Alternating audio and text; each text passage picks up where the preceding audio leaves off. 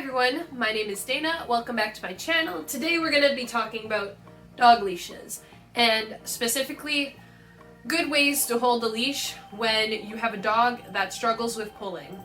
So off the bat, if you have a dog that pulls, I would not recommend letting that continue, because if a situation arises where it is dangerous for your dog, it'll be harder for you to get control of the situation because your dog's already leading. It's not seeing you, it's focusing on what's ahead. Dogs don't think what's going on behind them, they only focus on moving forward. So it's easier if you have your dog walk next to you in a heel position. Loose leash walking is good too, but typically in most scenarios, heel position is the best when it comes to your dog and dangerous situations. So if you don't have a dog that pulls, I highly recommend not using a harness. Harnesses are probably the worst thing for dogs that pull. Sled dogs, what do they use? Harnesses. People who do bike drawing with their dogs, what do they use? Harnesses. In most scenarios, harnesses just encourage pulling, and they also take away from you as a handler having control of your dog, who already is obviously in control of the situation because they're pulling. And then with the harness, you're just giving yourself even less control. And a lot of people say, oh, well, they're actually safer than collars or like prong collars or choke chains or anything like that, which is completely false. If your dog is pulling while using a harness, unless it's specifically designed for pulling, it's just putting pressure on its chest and its trachea, thus damaging it. It's not safer for your dog to use a harness. If you have a dog that pulls, the safest thing for your dog is a prong collar, because the pressure is distributed evenly. And you might go, oh, it's so cruel. So letting your dog pull on a harness and damaging itself by constantly pulling isn't cruel. Like I said, you don't have to use a prong collar. And if your dog is using a prong collar, it shouldn't be allowing that constant pressure on its neck. But it's a lot easier to just do a nice little choop, and then it goes, oh, okay. And it doesn't pull. And then if it pulls, you just go choop. A nice little, you don't go, you just do a nice, like, I'm walking my dog and he starts to pull, you just go. And that should be enough to just let your dog know, oh, don't pull. Okay. He's wagging his tail, he thinks we're going for a walk. It is way too hot outside. We are not walking today, buddy. I'm so sorry. But anyways, off of that beaten path, your dog pulls. You're working on training it out of it. And for the most part, it's good, but then it sees a dog, gets reactive, starts pulling all over. And you have a leash like this one. Rope burn, up the wazoo, pain, burns. I know this from experience, because this is a leash I had when I first rescued Gunner, and he was and still struggles with reactivity. And because of that, when I first got him, my whole, like, right here would be burned. I'd have burns all over my hand. Not fun. But I recently got this leash from a company called dana.and. I did a product review not that long ago. They were so kind enough to send me some free dog stuff, and one of them was this leash. And if I had this leash when I first got Gunner and struggled with his reactivity, there'd be no problems whatsoever. I could hold on to this. It can rub against me. It's like a cloud. Oh my gosh, I can't. Why didn't I have you all along? But a lot of people don't have the luxury of a cushion handle leash, but you should. Oh my goodness, you should. If you look for dana.and product review, their company is linked down below. So if you do want the handle cushion, go check out their company.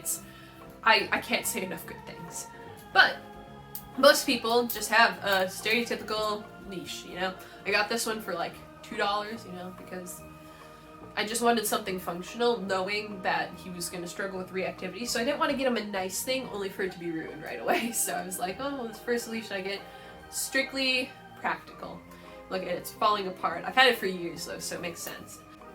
And now this is the leash I use for taking him for bike rides. But what I didn't know was how to hold the leash properly. So when I first started walking him, I was like, oh, I don't like how the leash is dangling everywhere. So I just hold it like this. And he pulled, it would just crunch my hand. Not comfortable, not fun, only pain. So here are some ways to hold a leash that doesn't cause pain / rope burns. The first one being, this is a very good one because you don't even have to really hold on that hard, you just have to hold so it doesn't slip off your hands.